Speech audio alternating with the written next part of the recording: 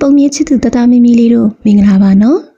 ဒီနေ့တော့တီတီကအရန်ကိုလူလဲကြတဲ့တိုးပေါက်စာလေးတစ်ကောင်ချောင်းကိုပြောပြပေးမယ်နော်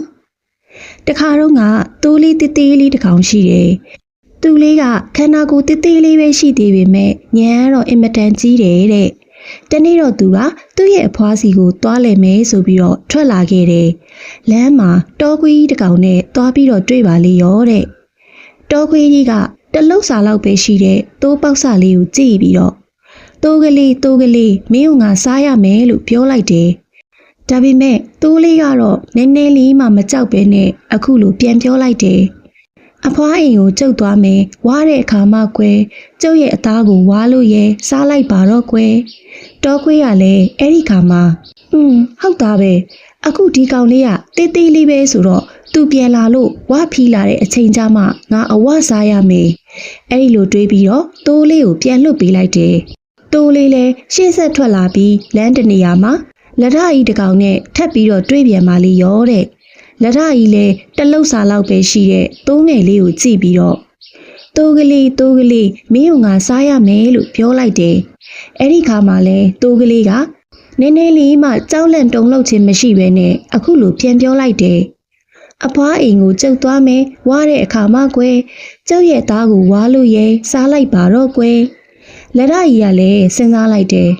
ဟုတ်သားပဲသူကအခုတလုတ်စာလောက်ပဲရှိတာသူ့အဖွားအိမ်ကပြန်လာလို့ဝါဖီးလာတဲ့အခါမှသူ့ကိုငါအဝစားရမယ်အဲ့ဒါနဲ့လက်ရကြီးလည်းတိုးကလေးကိုပြန်ပြီးတော့လှုပ်ပေးလိုက်တယ်ဒီလိုနဲ့ရှေ့ဆက်သွားရင်လမ်းမှာကြားကြီးတစ်ကောင်နဲ့တွေ့ပြန်ရောတဲ့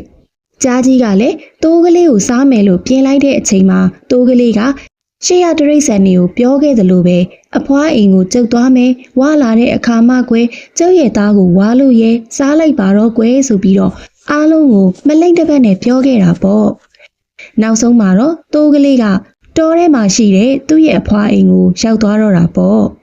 အဖွားနဲ့တွေ့ချင်းတိုးလေးကပြောလိုက်တယ်အဖွားကြီးကျွန်တော်ဝါအောင်လို့အစာများများကျွေးပါနော်လမ်းမှာတွေ့သမျှအားလုံးကိုကျွန်တော်ကကိုဝါအောင်လုပ်ခဲ့ပါမယ်လို့ဂရိပေးခဲ့တယ်ဂရိဖြတ်လို့မကောင်းဘူးလေအော်ဒါနဲ့အဖွားကြီးမှာအစားအသောက်တွေအများကြီးပဲနော်ကျွန်တော်အဲ့ဒါတွေအကုန်လုံးကျွေးပါနော်ဒါမှကျွန်တော်ဝါလာမှာအဲ့ဒီလိုလူလဲကြတဲ့တိုးလေးကအဖွားရဲ့အိမ်မှာရှိတဲ့အစားအသောက်တွေအားလုံးကိုစားရင်းနဲ့ပဲစိမ့်ကြနေတာပေါ့တိုးကလေးကအတော်လဲအစားပုတ်တယ်ဒီလိုနဲ့ရက်အနှဲငယ်ကြားတဲ့အခါမှာအဖွားရဲ့အိမ်ကအစားအသောက်တွေလဲကုန်းတိုးလေးကလည်းဝဖီးဖြစ်လာတာပေါ့သူ့ရဲ့ခန္ဓာကိုယ်လေးကဝလုံးလို့မလုံနိုင်မရှားနိုင်အောင်ဖြစ်သွားတယ်တဲ့အဲ့ဒီခါမှာသူ့ရဲ့အဖွားကကဲငါမြေးလေးဂရိပေးထားတဲ့အတိုင်းအခုဝသွားပြီမဟုတ်လားပြန်ပြီးတော့အဖွားအိမ်မှာလဲဘာမှစားစရာမရှိတော့ဘူးလို့ပြောလိုက်တယ်အဲ့ဒီခါတိုးလေးကစဉ်းစားလိုက်တယ်အိမ်ပြန်ရင်လမ်းမှာတရဝါတကောင်ကောင်နဲ့တော့တွေ့မှာပဲတွေ့လို့ရှိရင်သူတို့ကိုဂရိပေးခဲ့တဲ့အတိုင်းအစားခံရမှာပဲဆိုပြီးတော့အဖွားရဲ့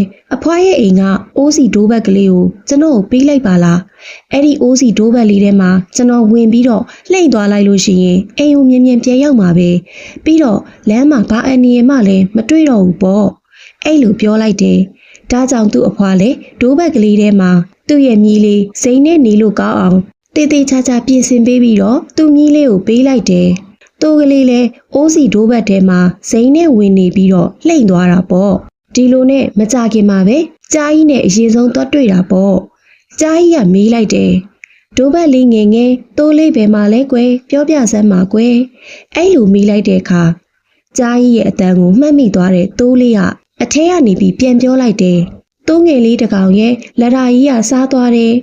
အဲ့ဒီခါမှာကြားကြီးလဲသူ့ရဲ့အစာကိုသူများစားသွားပြီဆိုပြီးစိတ်ပြက်လက်ပြက်နဲ့တောထဲကိုဝင်သွားတော့တာပေါ့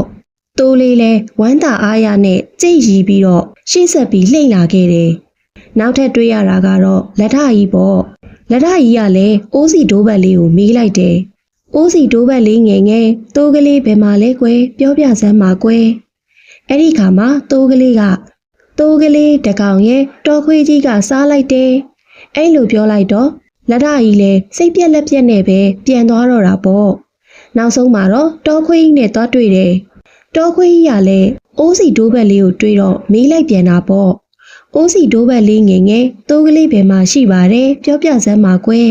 အဲ့ဒီခါတိုးလေးကလည်း တိုးကလေးတကောင်ရဲ့ကြားကြီးကစားသွားတယ်အဲ့ဒီလိုပြောလိုက်တယ်တော်ခွေးကြီးလည်းစိတ်ပြက်လက်ပြက်နဲ့ပဲတောထဲကိုပြန်သွားတာပေါ့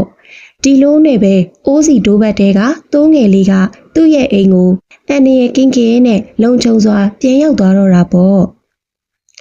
ကဲတသားမိမိတို့ရေပုံမြင်လေးကပြီးဆုံးသွားပြီဆိုတော့ပုံမြင်ထဲကညံကောင်းတဲ့သိုးငယ်လေးကိုနမူနာယူပြီးတော့ပြဿနာတစ်ခုခုကြုံလာတိုင်းပြတ်ထိုးညံကိုသုံးပြီးတော့ဖြေရှင်းတတ်ရမယ်ဆိုတာတသားမိမိတို့ကမှတ်ထားရမယ်နော်ဒါဆိုရင်နောက်တစ်နေ့ကျမှပုံမြင်ကောင်းလေးတစ်ပုဒ်နဲ့တူတီတီပြန်လာခဲ့ပါမယ်နော်